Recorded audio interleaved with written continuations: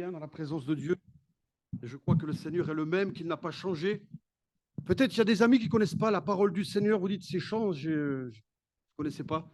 Si tu veux le bonheur, le vrai bonheur, entre autres, hein, laisse entrer Jésus dans ton cœur. Il y a un verset derrière moi sur le mur, on a le même à l'église à Marseille. Jésus a dit, je suis le chemin, la vérité. Ce qui m'intéresse ce soir, c'est qu'il est la vie. Nous sommes dans un monde de mort. Enfin, je pense qu'on a les yeux ouverts. On sait ce qui se passe dans le monde. C'est la mort qui règne. Ce n'est pas la vie qui règne, c'est la mort. Jésus donne la vie. Cet après-midi, je voudrais qu'il donne la vie à quelqu'un. Il peut guérir. Il peut donner l'espoir. Il peut rendre heureux une famille. Je ne sais pas quel est l'état de ton cœur, pourquoi tu es là. Chrétien, pas chrétien, on a tous besoin de Dieu. Et le Seigneur veut nous faire du bien. Comme on dit à Marseille, il veut vous faire du bien.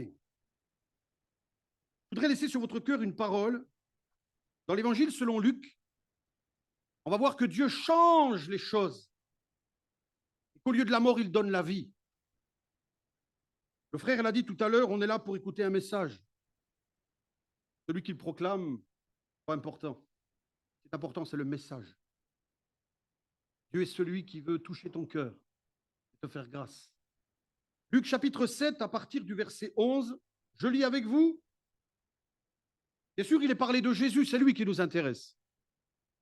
Moi, rien ne m'intéresse autant que Jésus. Peut-être tu dis, non, mais moi, je ne le connais pas. Apprends à le connaître. Tu verras combien il donne le bonheur. Le jour suivant, Jésus alla dans une ville appelée Naïn, ses disciples. Une grande foule faisait route avec lui. Lorsqu'il fut près de la porte de la ville, voici, on portait en terre un mort, fils unique de sa mère qui était veuve. Il y avait avec elle beaucoup de gens de la ville. Le Seigneur, l'ayant vu, fut ému de compassion pour elle, pour cette femme. Et il lui dit, une drôle de parole, une parole que pour ma part, je n'oserais jamais dire à une maman qui perd son garçon. Enfin, pour moi, c'est impossible de le dire. Il lui dira, ne pleure pas. Je suis surpris quand je lis cette parole. Il n'y a rien de pire que de perdre un enfant. Et s'il y a un endroit, un moment dans la vie où on peut pleurer, c'est là. Et Jésus lui dit, ne pleure pas. Il s'approcha, il toucha le cercueil. Ceux qui le portaient s'arrêtèrent et on peut dire qu'ils sont surpris. Et il dit, jeune homme, alors deuxième surprise pour moi, il parle à un mort. Mais il sait ce qu'il va faire. Il est la vie. Et il dit, jeune homme, je te le dis, lève-toi. Et que vous le croyiez ou non, la Bible dit, et le mort s'assit et se mit à parler, et Jésus le rendit à sa mère. Amen. D'abord, je dois vous dire que ce miracle de résurrection, il l'a fait pour une seule raison, par compassion. Il fera 3 miracles particulièrement dans les évangiles. Celui-là, il le fait uniquement par compassion. Lorsqu'il voit cette femme, il est ému de compassion et il va donner la vie pour elle, puisqu'il est dit qu'ensuite, il le rendit à sa mère. Et ils repartent joyeux. Vous savez, à Marseille, nous sommes encore, nous les Marseillais, sous ce choc que nous avons vécu il y a quelques mois en arrière, sous ce drame terrible qu'il y a eu lieu à la rue de Tivoli, lorsque, en un instant, en quelques secondes, ce bâtiment s'est écroulé. Non seulement l'immeuble, mais aussi des vies, des personnes, plus rien. Une explosion qui s'est entendue dans toute la ville, un silence, des flammes, de la fumée, et puis des vies brisées, tout s'est arrêté en un instant. Aujourd'hui, si vous allez dans cette rue, il ne reste que des décombres dont on a sorti des corps. Imaginez, il a fallu faire des tests ADN pour retrouver ces gens, pour savoir de qui il s'agissait. Un immeuble en ruine, des vies brisées, des familles brisées pour toujours. Quel drame qui touche encore. Et quand les gens passent dans la rue de Tivoli, il y a des fleurs, on dépose toutes sortes de choses. Ça a marqué le cœur des Marseillais. Ça a marqué le cœur de ce centre-ville. Quel drame. En un instant, un couple quarantaine d'années qui dormait tranquillement, en préparant déjà des projets pour le lendemain. Et voilà qu'une explosion, et il n'y a plus rien. On est en un instant sous les décombres. Quand je pense à ce drame qui s'est joué il y a quelques mois en arrière, ça me fait penser à cette histoire. C'est ce qu'a vécu cette femme. Quand on lit son récit, on s'aperçoit qu'elle venait déjà de traverser une tempête avec la mort de son mari, une femme qui était veuve. Elle avait perdu son mari, elle avait souffert et ce n'était pas évident de se retrouver toute seule dans ce peuple, vivre, subvenir aux besoins de son fils. Pas évident. Elle commençait à se reconstruire. On imagine. Elle commençait à reprendre goût à la vie. L'espoir revenait tout doucement au travers de ce fils qui prenait soin d'elle. Il avait certainement grandi. Ce fils qui l'entourait, ce fils qui était son rayon de soleil. Et tout son amour, toute sa joie de vivre, elle l'avait placé sur son fils. Il y avait une fusion entre elle et son fils. Elle vivait pour lui et lui vivait pour elle. Et il arrivait à passer au-dessus de la souffrance d'avoir perdu son mari et puis tout s'est écroulé. Un peu comme dans cette rue à Marseille, tout s'est écroulé, tout s'est effondré, tout a été abattu. En un instant, il a dit qu'elle se retrouve non seulement veuve, mais elle vient de perdre ce qu'elle avait de plus cher et de plus précieux. Elle vient de perdre son fils. Et j'insiste, qu'y a-t-il de plus terrible pour une maman que de perdre son fils? Elle est toute seule pour porter ce drame. Je voudrais vous faire comprendre la situation qui est la sienne. Elle n'a pas un mari sur qui elle peut poser son épaule, qui va la soutenir. Allez, la Bible dit que c'est plus facile d'être à deux. Et c'est encore mieux que d'être à trois avec le Seigneur. Mais elle est toute seule, elle n'a personne. Oh, il y a les gens du village. Il est dit qu'ils l'entourent, mais vous savez, il y a des larmes, il y a de la souffrance, il y a de la détresse. Tout s'est écroulé pour elle, tout s'est abattu. Elle se retrouve complètement détruite. Sa vie s'est arrêtée là, elle est vide, elle est toute seule en souffrance et surtout, elle a perdu tout espoir. Elle n'attend plus rien de la vie. Sa vie n'a plus de sens, son avenir n'a plus d'intérêt. Elle est sous les décombres, elle aussi. Décombres et de souffrances indescriptibles. Enfin, je voudrais poser le décor. Une femme qui est là, malheureuse, misérable, et peut-être que cet après-midi, moi je ne vous connais pas, mais peut-être que cet après-midi, quelqu'un vit la même chose. Oh, dans un domaine différent. Mais vous vivez la même chose. Dans votre vie, tout s'est écroulé. Nous sommes dans un monde où la mort règne. Et combien aujourd'hui il y a des cœurs qui sont déprimés, qui ont de l'angoisse, des cœurs qui ont perdu la joie, qui ont perdu la paix. Vous savez que nous sommes dans un pays où il y a d'innombrables suicides. Enfin, ça dénote quelque chose.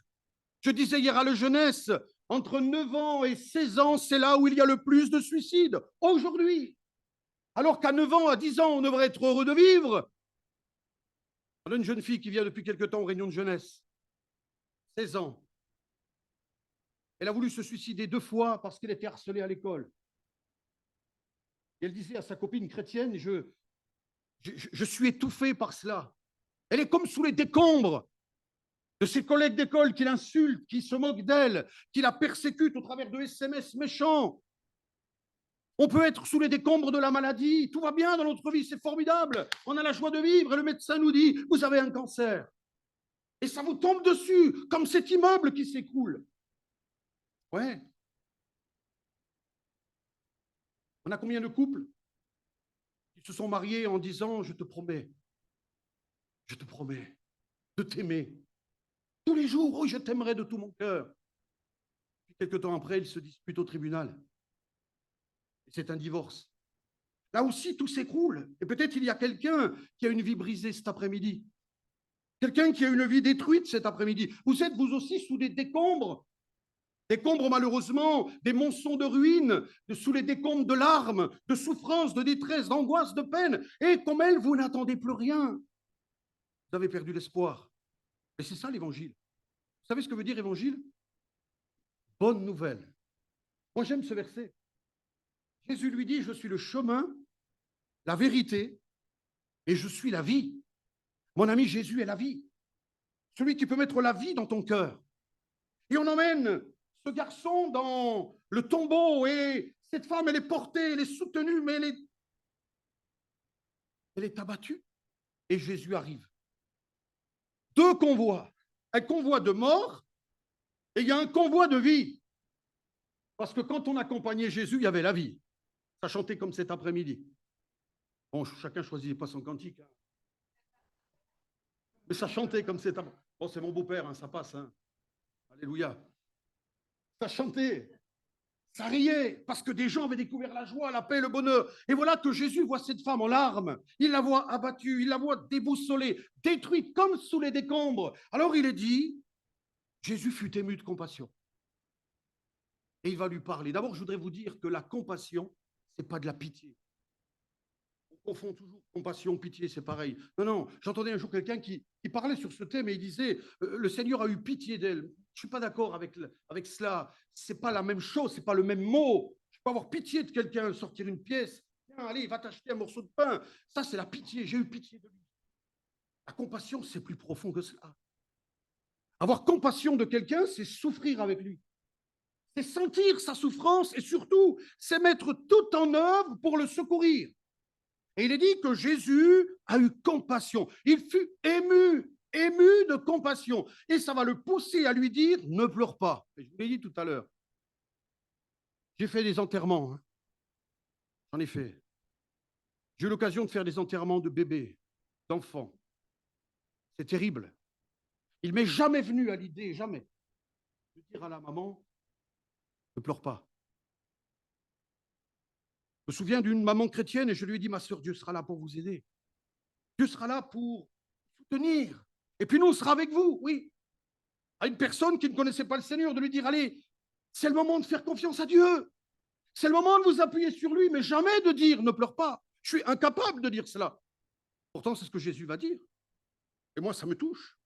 Ne pleure pas. Ne pleure pas parce que je suis là. Ne pleure pas parce que je viens d'arriver. Ne pleure pas parce que je vais faire quelque chose.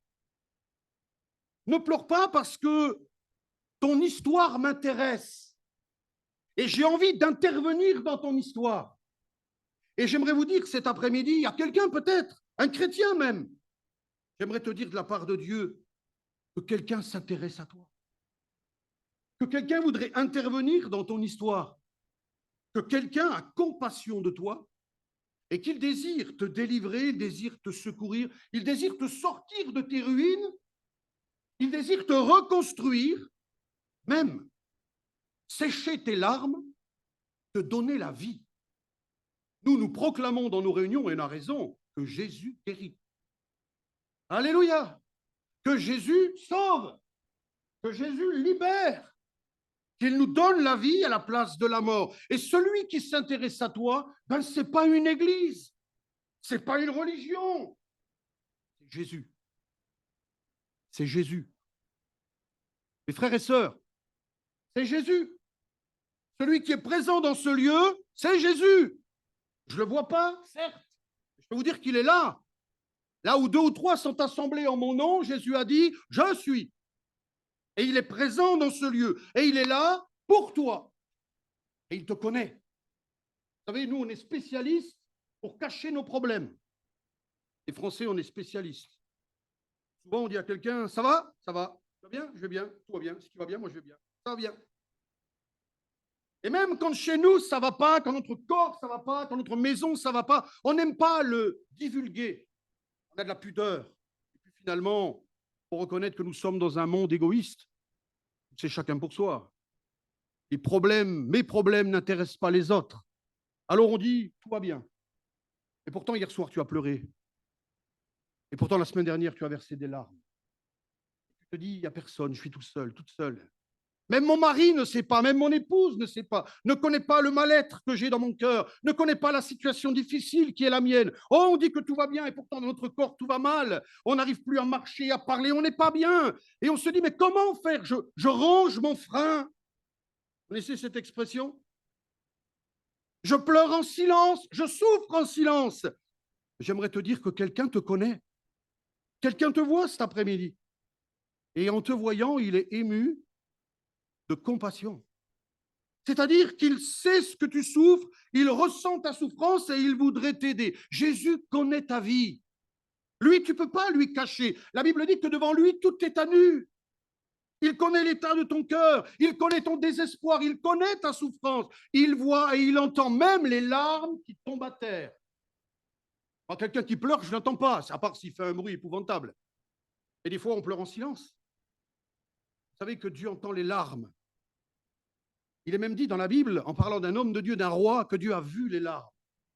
Dieu voit tomber les larmes par terre. Il sait que tu as pleuré cette semaine, que tu attends du secours et que peut-être tu n'attends plus rien de l'avenir. Pour toi, tout s'est écroulé, tout est sombre et ténébreux. Mais il y a Jésus.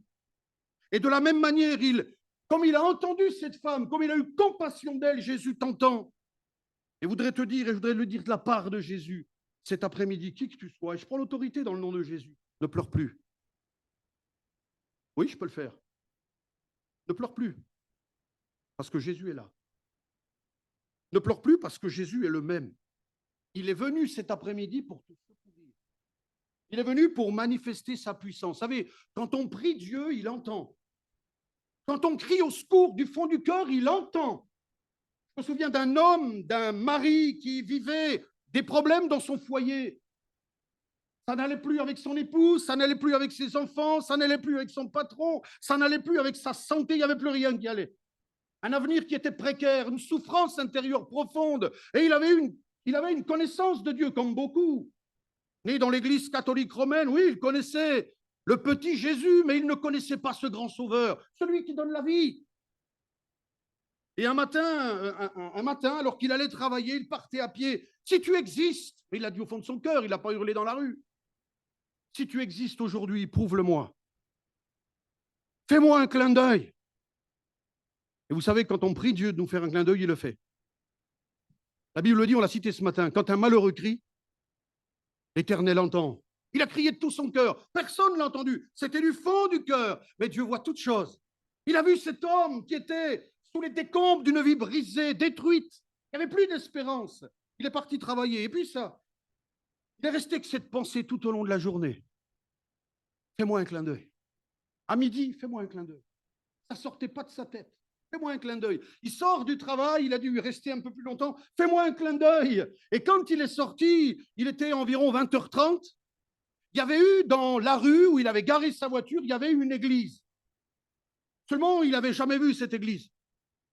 Et les chrétiens sont sortis de la réunion, comme on va le faire tout à l'heure.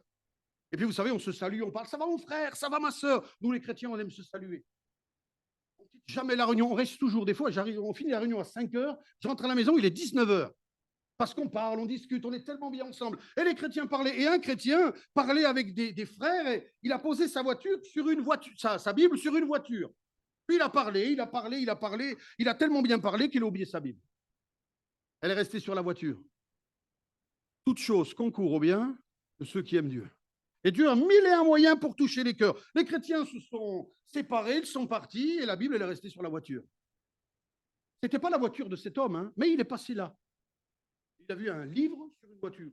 C'est rare. Donc, il a pris ce livre, il l'a tourné, et là, il y avait écrit la Sainte Bible. Et il s'est rappelé ce qu'il avait dit à Dieu depuis le matin. Fais-moi un clin d'œil. Oh, ce n'est pas un clin d'œil, Dieu lui a offert une Bible gratuitement. Il ne l'a pas payé, une belle Bible, hein, aussi belle que celle-là. Il est rentré à la maison, il s'est enfermé dans son bureau, il a lu la Bible, il a commencé à lire au hasard. Et il a entendu parler d'un Jésus qu'il aimait, d'un Dieu qu'il aimait.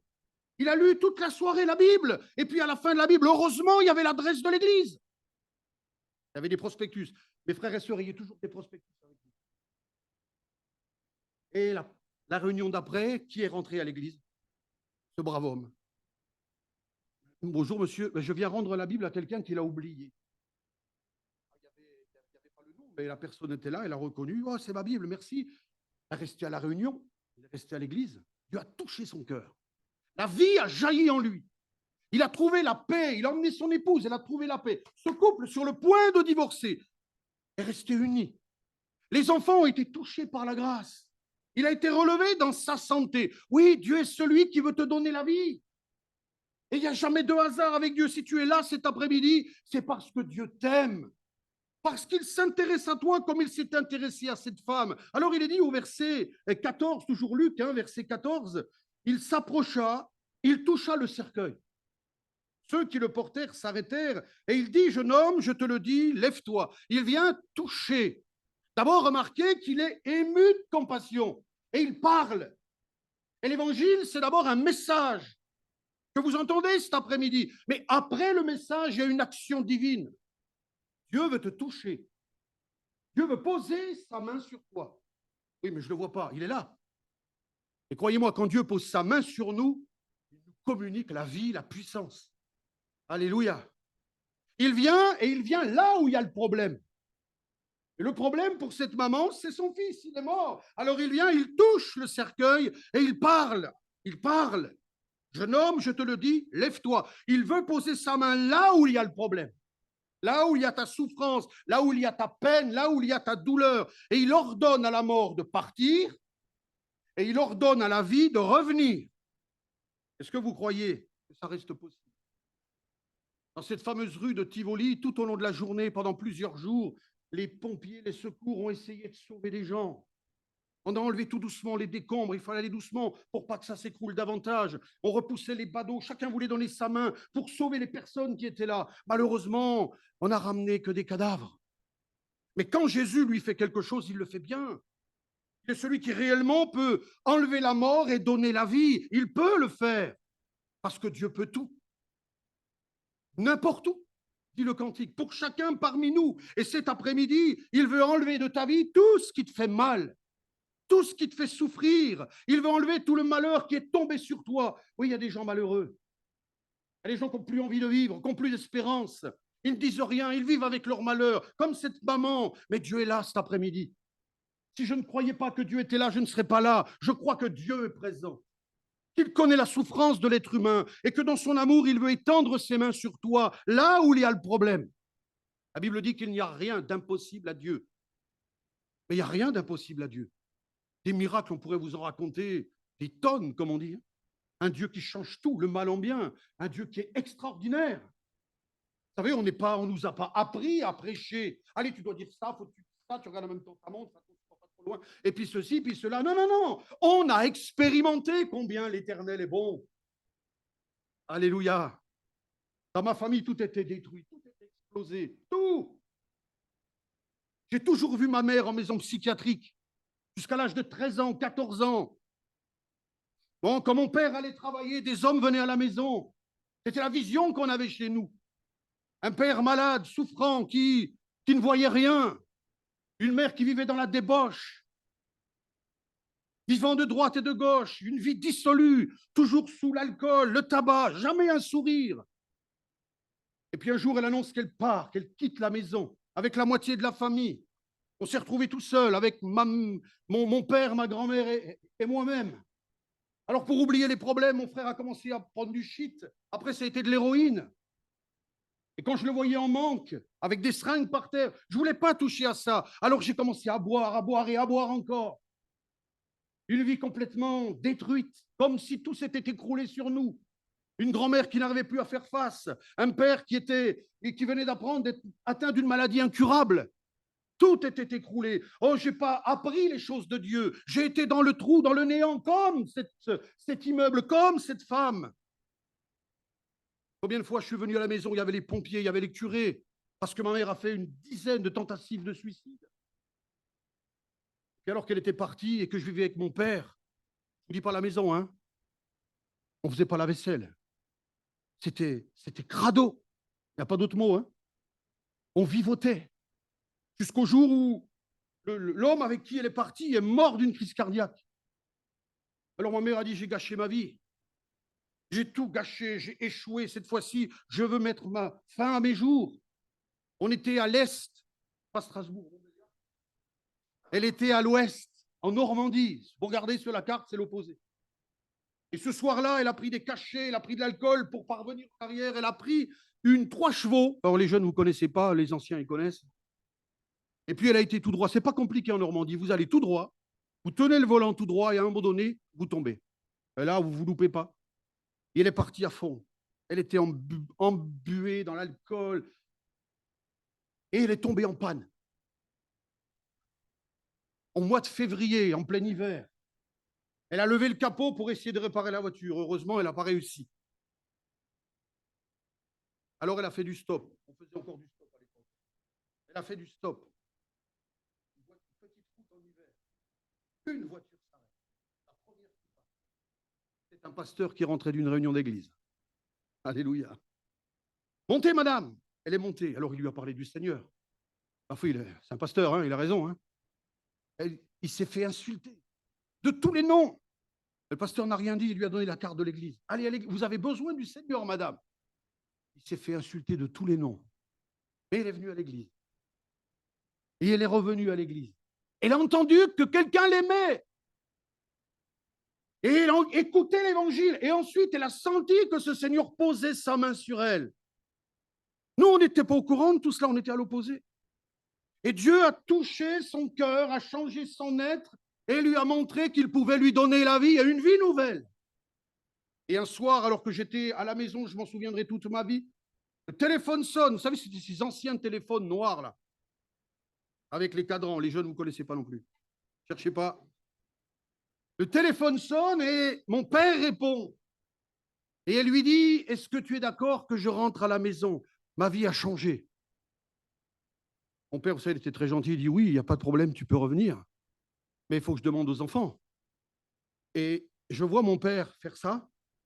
Est-ce que vous voulez qu'elle revienne? Et nous, non, on ne pouvait plus la supporter. Elle nous a fait tellement. On avait de la haine pour notre maman, je vous assure. Non, surtout pas. Et mon père, ils sont très heureux que tu rentres. Je vous assure, hein. Alors entre. Et là, on a explosé. On a dit à notre père ce qu'on pensait. Et puis l'été, je suis parti en camp. Et quand je suis rentré, ma mère était déjà rentrée. Et là, j'ai vu le changement. J'avais de la haine pour elle. Et quand je suis rentré dans la maison, tout brillait. Comme quand, vous savez, la pub, là, monsieur propre. Vraiment, hein. Ma mère ne dormait jamais. Elle buvait du gin, elle fumait des cigarettes, mais elle ne dormait pas. Je rentrais dans la chambre de mes parents pour voir si ma mère dormait. Elle dormait. Et elle souriait. Et pour moi, quelque chose s'était passé. Alors je me suis tu, je l'ai laissé vivre, j'ai vécu ma vie, on se croisait, on ne se parlait pas, jusqu'au jour où j'étais obligé de lui dire, mais qu'est-ce qui t'est arrivé? On t'a drogué, on t'a piqué, qu'est-ce qui t'est arrivé? Et là, elle m'a répondu, c'est Jésus. J'avais entendu parler du petit Jésus, mais je ne connaissais pas le prince de la vie. Je ne connaissais pas celui qui pouvait changer les cœurs. Je l'ai regardé vivre pendant plus d'1 an et demi. Je l'ai vu changer.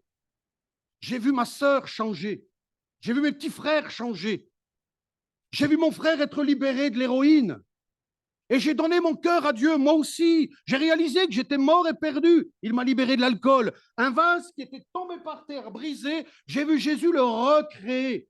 Pas le rafistoler, non, le changer. Mais c'est ce que dit la Bible. Celui qui est en Christ est une nouvelle créature. Les choses anciennes sont passées, voici, toutes choses sont devenues nouvelles. J'ai vu mon papa être relevé par la grâce de Dieu. Je l'ai vu donner son cœur au Seigneur. Oh, Dieu est grand. Là où il y avait la mort, il a apporté la vie. Oui, on n'a pas appris l'évangile, on a expérimenté la main de Dieu sur la mort. Et l'évangile, c'est un message que tu entends cet après-midi, mais si tu fais confiance à Dieu, si tu le laisses faire, il va poser sa main sur toi. Je remarque que cette femme, elle n'intervient pas, elle laisse faire Jésus. Elle aurait pu dire, arrête, arrête, qu'est-ce que tu es en train de dire?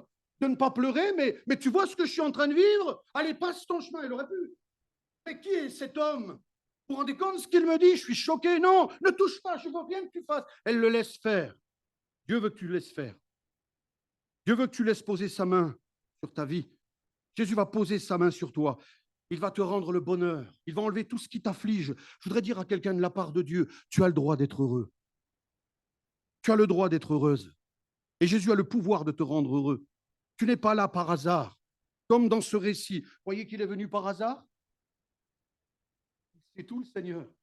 Tu n'es pas là par hasard, le Seigneur te connaît, il t'aime, il a compassion de toi. Et si tu laisses Jésus poser sa main sur toi, par la foi, si tu décides de croire, moi j'ai décidé de croire, Ça a été long, mais j'ai décidé de croire. Et je peux vous dire que quand on décide de croire, on ouvre la porte à Jésus. Après, tout est possible. Tout est possible. Et le Seigneur va ramener la vie et que, je l'ai dit tout à l'heure, que vous le croyez ou non, le mort s'assit. Moi, je n'ai jamais vu ça dans les journaux. Hein. Le mort s'assit et se mit à parler. Et il le rendit à sa mère. C'est ce que Dieu a fait dans ma famille. C'est ce que Dieu a fait pour cette maman. La joie est revenue dans son cœur. Et Dieu voudrait te toucher. Il a mis un moyen pour le faire. Je crois que c'est le hasard que tu es venu cet après-midi. Non, on m'a invité, oh, je suis venu, j'avais décidé de venir. Non, Dieu a voulu que tu sois là. Dieu a voulu que tu sois là. Je vais terminer dans un instant. Mais vous savez, dans l'église où je me suis converti à Montbéliard, il y a un frère qui ne connaissait pas Dieu, qui n'aimait pas Dieu. Pourtant, il était malheureux, cet homme. Et puis, dans la ville de Montbéliard, j'étais tout jeune chrétien, je crois que je n'étais pas encore baptisé. On avait fait une grande mission toute la semaine, comme quoi on a besoin d'évangéliser. On avait loué une tente avec les gitans. Et toutes les églises évangéliques, on avait appelé cette semaine-là Espoir pour tous.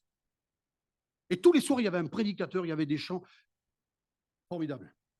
Et lui habitait dans une cité à côté. Alors bien sûr, les gens étaient interpellés, ils regardaient. Mais lui, il criait. Ils font du bruit tous les soirs. Ils vont rester là combien de temps? Enfin, il grognait tous les soirs. Et il avait la particularité d'avoir un chien, pas le droit. Et tous les soirs, il promenait son chien. Et en même temps, il criait après les chrétiens. Et tous les soirs, il promenait son chien. La mission a commencé le samedi jusqu'au dimanche d'après. Tous les soirs, une réunion. Le jeudi soir, promène son chien, pas content, ça faisait du bruit. Ouais, il y avait de la musique, c'est normal. On avait relevé les pans de la tente. Voilà que la laisse du chien, elle casse. Bien sûr. Et le chien, il a filé sous la tente et il est venu se mettre devant l'estrade. Mais je vous dis, c'est véridique. Je connais mon épouse connaît le frère. Devant l'estrade, là, et il s'est mis comme ça, le chien. Et cet homme est rentré et il a eu honte. Il a... Le chien, il n'a pas bougé. Alors que quand il témoigne, il dit chaque fois que j'appelle mon chien, il vient. Là, il ne venait pas. Alors il s'est assis derrière et il appelait. Quand il a vu qu'il y a un pasteur qui a commencé à parler, il ne pouvait plus faire de bruit. Donc il est resté là, il a écouté l'évangile. Et le pasteur qui ne connaissait rien à sa vie a raconté toute sa vie. Les larmes ont commencé à couler des yeux. Il a compris qu'il avait besoin de ce Jésus. Que lui pouvait mettre la vie dans son cœur, la vie dans son foyer. Et quand le pasteur a dit, levez la main ceux qui veulent Jésus dans leur vie, ben, il a levé la main. Il a levé la main. Ben, vous qui avez levé la main, venez sur le devant, on va prier pour vous. Ben, pour lui, c'était normal. Il s'est levé, il est venu sur le devant, il a croisé son chien qui lui est sorti. Je vous assure, quand il est venu sur le devant, le chien, il est sorti. Ben, la Bible dit dehors les chiens. Hein. Il est parti, le chien, il l'a attendu dehors. Et on a prié pour lui. Et cet homme, je crois que le Seigneur l'a repris maintenant dans la gloire. Il est mort d'un cancer, mais il est parti avec le Seigneur. Jusqu'au bout, il est resté fidèle. Dieu a touché sa vie. Non, on n'est jamais là par hasard. Je termine en disant que la vie va revenir, que la joie va revenir, mais surtout que l'espérance va revenir dans ton cœur. Vous savez, je crois que l'homme est effondré, que notre monde est effondré, que tout s'est écroulé. Et il y a une raison à cela. Parce que ce Dieu, nous l'avons rejeté. Nous avons rejeté Dieu. Regardez comment vivent les hommes. On est en train de faire ignorer Dieu à nos enfants. Une loi va tomber bientôt, on n'aura plus le droit de dire que nous sommes en 2023 après Jésus-Christ. Je ne sais pas si vous le savez. Ça va être interdit, plus le droit de le dire. Déjà à l'école, mon épouse travaille dans les écoles, à l'école, on n'a plus le droit de dire on fête Noël. Ce sont les fêtes de fin d'année. Par contre, on se souhaite à l'école aujourd'hui bon Ramadan. C'est la réalité, hein, mais pas Noël. On veut ignorer Dieu, on veut ignorer son Fils. Et le drame de l'être humain, il est là. Pour ça que tout s'est effondré. Parce que la colonne vertébrale de l'être humain, c'est Dieu. Nous avons été créés par Dieu et pour Dieu. Nous l'avons abandonné. Et nous en payons les terribles conséquences. Le monde va mal, le monde s'écroule, le monde est vide. Rien ne peut changer le monde, il s'enfonce. Et la Bible dit que le drame du péché, parce que c'est ça le péché. Le péché, c'est pas voler, hein. C'est pas mentir, c'est pas tuer le péché. Mais non, avec le pasteur Marcel Fontana, on visitait une mamie un jour. J'étais stagiaire à l'époque. Et la mamie disait, oui, je sais, j'ai un péché mignon, je mange trop de chocolat. C'est pas ça le péché. Le péché, c'est rejeter Dieu de sa vie. C'est vivre sans Dieu. Nous sommes des pécheurs. Et c'est pour ça que nous sommes vides, malheureux, que tout s'écroule. Et la Bible dit que le salaire du péché, c'est la mort. Mais le don gratuit de Dieu, c'est la vie éternelle en Jésus-Christ. Mes amis, je vois de plus en plus de gens qui ont une croix autour du cou. Je leur dis, c'est bien d'avoir une croix, mais c'est dans ton cœur qu'il la faut. Vous savez pourquoi Jésus a donné sa vie sur la croix? Pour pardonner nos péchés. On l'a chanté tout à l'heure.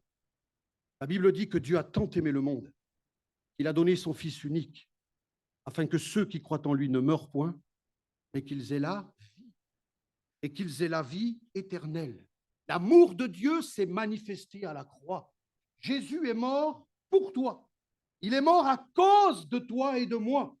Et la Bible dit que son sang nous lave et nous purifie de tout péché. Pour cela, il faut l'accepter dans son cœur. Il faut accepter qu'il devienne ton sauveur et qu'il devienne ton Seigneur. Et tu verras alors la gloire de Dieu. J'ai demandé pardon à Dieu pour mes péchés. Je l'ai reçu comme mon sauveur. Son sang m'a lavé. Je suis pur maintenant. J'ai retrouvé le contact avec Dieu. J'ai retrouvé tout ce dont j'ai besoin. Parce que qui peut donner la joie? C'est Dieu. Qui peut donner la vraie paix? C'est Dieu. Qui peut donner le vrai bonheur? C'est encore Dieu. Qui ouvre les portes du ciel? C'est toujours Dieu. Mais je ne peux accéder à Dieu que par Jésus. Il dira, je suis le chemin.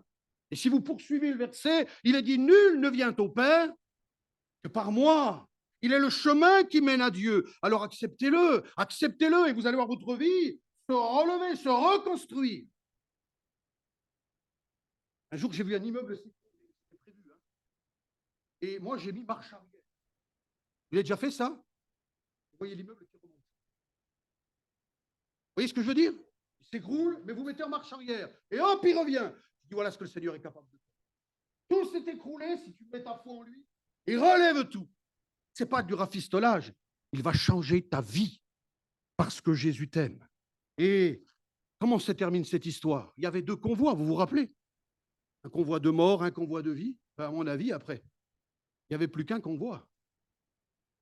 Elle a dit, je vous invite tous à manger le couscous chez moi. Non?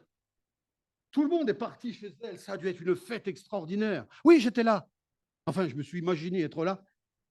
J'aurais tellement aimé voir le visage de cette femme. Vous savez que les gens les plus heureux sur Terre, c'est les chrétiens. Je chantais tout à l'heure, j'entendais chanter derrière moi. Je voyais le frère chanter avec sa guitare. Quel bonheur quand on est chrétien, c'est pas vrai? Mais c'est pour toi. Hein. Si tu demandes pardon à Dieu, si tu l'acceptes dans ton cœur, ta vie va changer. On peut le prier ensemble? Parce que celui qui est mort, mes amis, il est ressuscité. Il est vivant. Il a vaincu la mort. Le diable n'a pas pu le retenir. Et il est présent dans ce lieu. Seigneur, ces moments n'ont de la valeur que parce que tu es là. Si tu n'étais pas là, Seigneur, ces moments n'auraient aucune importance. Ça nous ferait peut-être du bien moralement, d'être ensemble, certes. Ce qui a de la valeur, c'est ta présence.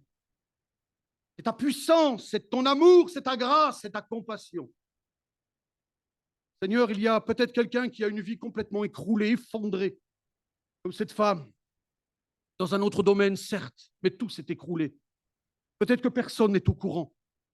Et cet ami, ce bien-aimé, a perdu tout espoir, a perdu le sourire, a perdu la joie, peut-être même a perdu la foi. Cet après-midi, tu voudrais lui rappeler que toi, tu donnes la vie, que tu veux poser ta main maintenant, après avoir entendu l'évangile, tu veux poser ta main là où il y a le problème. Nous savons que le problème de l'homme, c'est son péché. Et c'est peut-être pour quelqu'un plus que cela encore. C'est peut-être un problème de couple, un problème de santé, un problème de famille, un problème de cœur, et le désespoir a pris le relais. Ce soir, tu donnes la vie. Seigneur, ce que tu attends de nous, c'est la foi. Tu honores la foi, parce que la foi t'honore. Et tu veux poser ta main sur quelqu'un. Fais ton œuvre, Seigneur. C'est pas une prédication, c'est pas un prédicateur, c'est ton esprit qui maintenant prend le relais. Fais grâce, Seigneur, s'il te plaît. Fais grâce. Fais ton œuvre dans les cœurs au nom de Jésus. Peut-être qu'il y a quelqu'un qui a besoin d'être relevé. Que ta vie soit rétablie. Que la mort s'en aille. Que la vie prenne la place. Tu peux le vivre cet après-midi. Parce que Jésus est là. Tu n'es pas venu par hasard. Tu es venu, toi, avec la mort peut-être en toi, et tu es venu rencontrer la vie cet après-midi. Le prince de la vie est là. Il te propose de poser sa main sur toi, sa main qui a été percée, celui qu'on appelle le ressuscité. Il t'aime.